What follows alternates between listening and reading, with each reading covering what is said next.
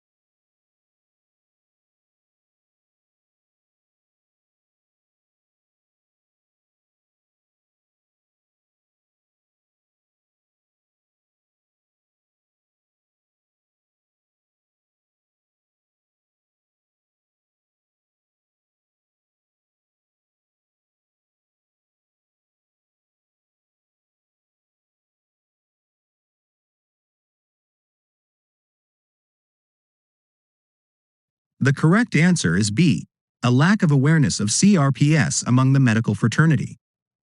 In the first paragraph, the writer uses Debbie's case to convey the idea that there is a lack of awareness of complex regional pain syndrome, CRPS, among the medical community. This is evident from statements such as, the medical community didn't believe her, and it wasn't until she met neurologist Anne Louise Oaklander that she finally received a diagnosis. These statements suggest that there was a lack of awareness or understanding of CRPS among the medical professionals Debbie encountered before meeting Dr. Anne Louise Oaklander. Now, let's discuss why the other options are incorrect. A. The dangers of having even minor surgery. While Debbie's case involves a surgery that led to her condition, the primary focus of the paragraph is on the lack of awareness and understanding of CRPS among the medical community, rather than the general dangers of surgery. C. The psychological causes of pain experienced by CRPS sufferers. The paragraph does not focus on psychological causes of pain. It emphasizes the challenges Debbie faced in getting a correct diagnosis and highlights the lack of awareness within the medical community about CRPS. D. That specialist attention is warranted in such instances. While specialist attention is important, the main point being conveyed in the paragraph is not the need for specialist attention but rather the lack of awareness and understanding of CRPS among medical professionals. In summary, option B is the correct answer because it accurately reflects the main message conveyed in the paragraph, which is the lack of awareness of CRPS among the medical fraternity as illustrated by Debbie's experience. Free. Let's look at the next question.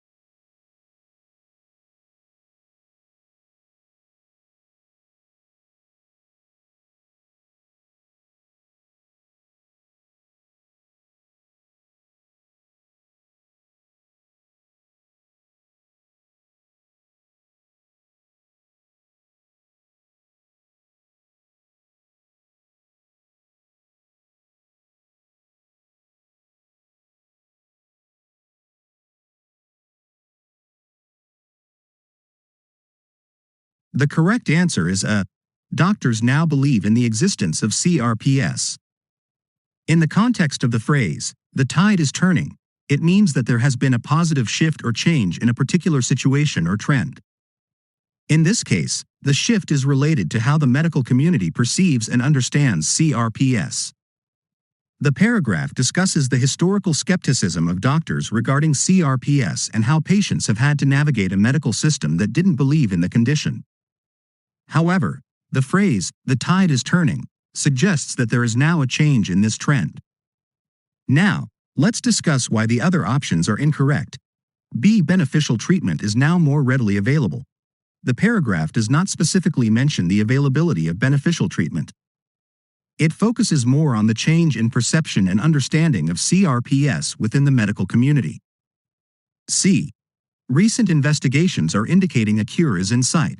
While the paragraph mentions recent investigations, it does not suggest that a cure is in sight for CRPS. It mentions consensus guidelines and diagnostic criteria as well as ongoing research but does not make a statement about the imminent discovery of a cure.